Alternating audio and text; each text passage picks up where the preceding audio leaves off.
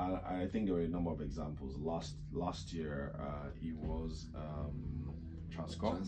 He got into Transcorp group, and today, at the time he got into Transcorp group, I think it was maybe 2 or 3 naira out there about when that announcement was made. Nairametrics also broke that news then.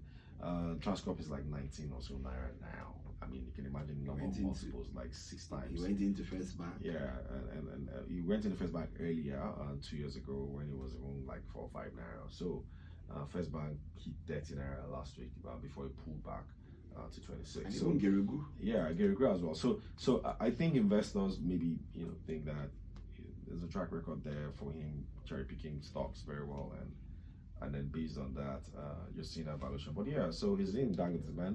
Dangote, I think is his friend. So this is not like, because I mean, there's this impression that it's probably one of those.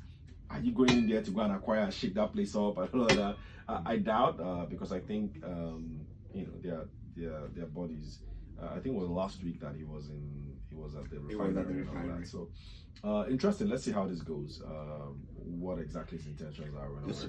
Just a quick mention on the suit members: MTN, Airtel, Seplat, Boa Foods, Boa Cement, Zenith Bank, GTCO, UBA, First Bank, Gerugu Power, and Transcorp Hotel. Yeah, and Dangote Cement has the largest market capitalization, over 8 trillion.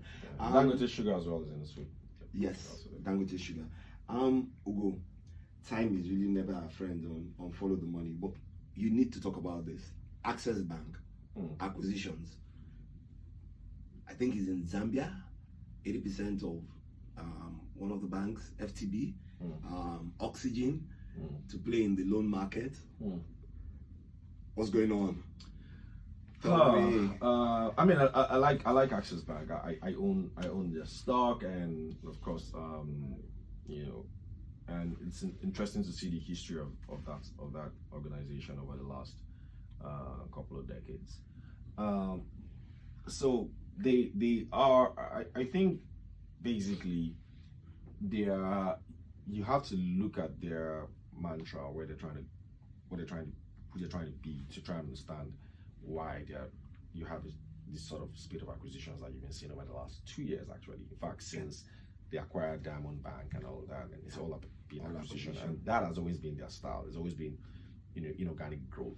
They like to acquire companies and to spread. And they claim that they want to be the most respected African bank, whatever that means. They want to be the most respected African banks, and is all part of also building some kind of ecosystem of financially integrated companies around CessBank. So you have AccessBank in Nigeria that is operating like a continental financial corporation, essentially. I think they call it so, Access Corp anyway. So they are in pensions, they are in insurance, they are in fintech. Just acquired an insurance brokerage company. Exactly. They've been fintech as well. Fintech. And of course the main one, which is the bank. And then they are also spreading across Africa. They're in a lot of countries, East Africa, West Africa as well, all part of their quest to be a dominant financial institution in Africa. So on paper, it's okay, makes sense, it's good. But in terms of return, that's where I have a problem.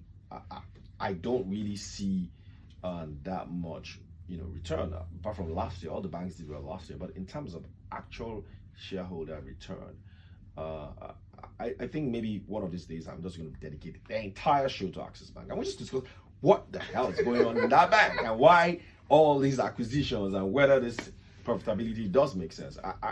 I think it's very important that one delves into it and try to understand what you're trying to achieve and where all this is going to. Especially now that I'm beginning to doubt. I am beginning to doubt globalization. Yes, that's a topic for another topic. Yes, not today. But I would, to an extent, try and explain why I think globalization is becoming a bit of a problem. I think it was last week that we heard Amazon Prime was getting out, but maybe not getting out of Nigeria, but sort of like cutting down their budget in Nigeria. In fact, I did hear that they're essentially moving their operations outside, and they're going to be operating, somewhere in Europe. Now the thinking is this: you come into an African country and then you invest, and then you make money in their local currency, isn't it? Yeah. So, but you can't convert into your own Ease of conversion. currency, maybe in dollars, right? And even if you do convert, there's probably no dollars for you to get. And then when you and as well as when you convert, the amount you get is actually very small because purchasing value is very small. And so that sort of questions globalization, in a way. And you ask, are we going to keep seeing companies spread into other countries? I don't know, but like I said, topic for another day. Anyway, it's been Follow the Money with Ugodre. I've been your host, Wade, and my guest today was Ugodre. Thank you for joining us.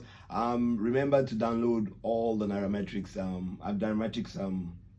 app on Google Play Station, Google and all. Yeah, so download our podcast on Spotify and anywhere that you listen to podcasts. Thank you very much, everybody. And thanks, Ugo, for being my guest. I'm not the one sitting on the other side. Thank